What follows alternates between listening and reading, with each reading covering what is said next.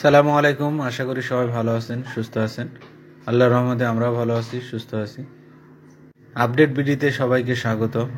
বসুন্ধরা আবাসিক এরিয়ার আপডেট জানানোর জন্য আজকে আমরা চলে এসেছি এন ব্লকে।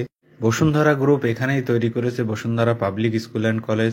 বসুন্ধরার প্রকৌশলীগণ নান্দনিক সৌন্দর্যের রূপদান দিয়েছে এই স্কুলটিতে। স্কুলটি 1 জানুয়ারি 2025 তার প্রথম যাত্রা শুরু করেছে। স্কুলটি উদ্বোধনের সময় উপস্থিত ছিলেন বসুন্ধরা গ্রুপের চেয়ারম্যান, ভাইস চেয়ারম্যান, প্রিন্সিপাল সহ আরও অন্যান্য গণ্যমান্য ব্যক্তিবর্গগণ। স্কুলটির চারিপাশে প্রচুর পরিমাণে খালি জায়গার ব্যবস্থা রাখা হয়েছে। দক্ষিণ ও উত্তর পাশে ক্রস ভেন্টিলেশনের ব্যবস্থা রাখা হয়েছে, যাতে স্কুলের ভিতরে যথেষ্ট পরিমাণ আলো বাতাস প্রবেশ করতে পারে। ছাত্রছাত্রীদের স্কুলে আসা যাওয়ার জন্য ট্রান্সপোর্টের ব্যবস্থা রাখা হয়েছে।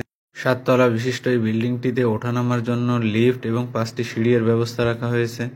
স্কুলের দক্ষিণ পাশে প্রশস্ত মাঠ রাখা হয়েছে এবং মাঠের পূর্ব কর্নারে কিছু ইভেন্ট রাখা হয়েছে খেলাধুলার জন্য, যাতে বাচ্চারা এখানে খেলাধুলা করতে পারে।